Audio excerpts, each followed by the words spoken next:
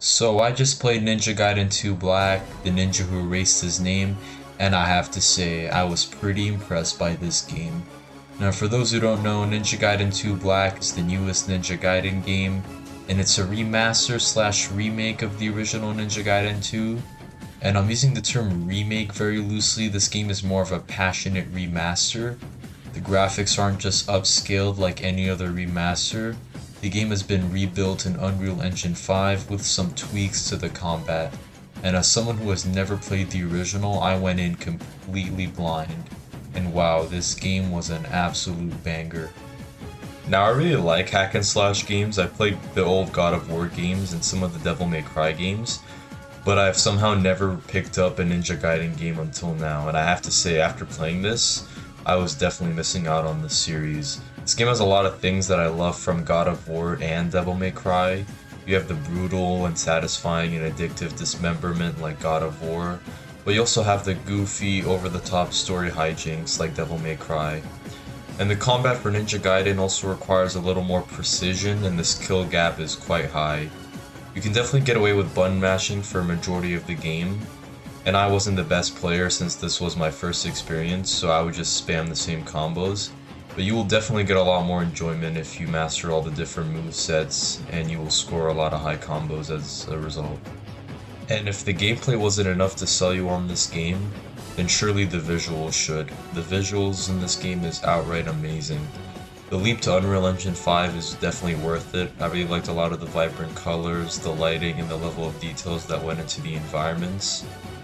One of the chapters that I really liked was the first chapter when you're walking around through the palace. I really liked the cherry blossoms. You're running around, you're slashing and mopping down the enemies as the petals fall from the cherry blossoms. Man, it just looks so good.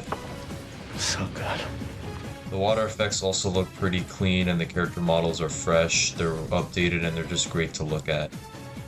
This game also offers a ton of different characters you can play as. Not only do you get to play as Ryu Hayabusa, but you also get a bunch of different characters similar to Devil May Cry.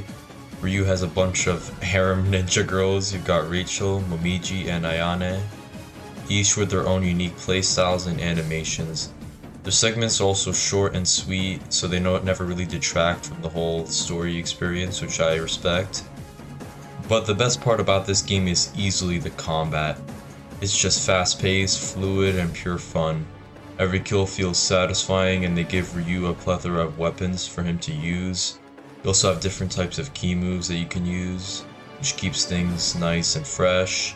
You can perform air combos, you can execute enemies with different animations. The game just throws a lot of enemies at you, but it never feels like tedious or repetitive. You can still take on a lot of the enemies that are thrown at you, and it actually feels satisfying when you get through like a whole horde of enemies. And they aren't like hulking damage sponges, they go out with a few hits. I played this game on the normal difficulty and I managed to hold my own. I didn't have to use a single Talesman rebirth. The only boss that gave me a fair bit of trouble was Elizabeth in the final chapter, but other than that, the difficulty was pretty manageable for me, as someone who has never played a Ninja Gaiden game. I also liked a lot of the level designs in this game. They were just memorable. The game always keeps things fresh and exciting with different environments. You have water levels, city levels, and you even have a badass mission where you fight on a massive aircraft. I just really appreciated that this game has a bunch of different missions to spice things up. And as for this game's runtime, it was straight to the point. There was no filler, it was just pure unadulterated fun. It's just chapter to chapter, no padding. It took me around 7 hours to beat, and I was hooked the entire time. And after playing a lot of very long games from 2024, I played a lot of RPGs. I played Yakuza Infinite Wealth, Persona, and Final Fantasy VII Rebirth. It was just nice to play a game that was just short and fun and didn't feel the need to deliver a 50-hour experience in order to justify this game's price. Which also brings me to this game's price tag. It's $50, and I thought that it was worth the price as someone who has never played a Ninja Gaiden game. Now for veterans of the series, maybe they'll wait for a discount, but I honestly think it's worth the money.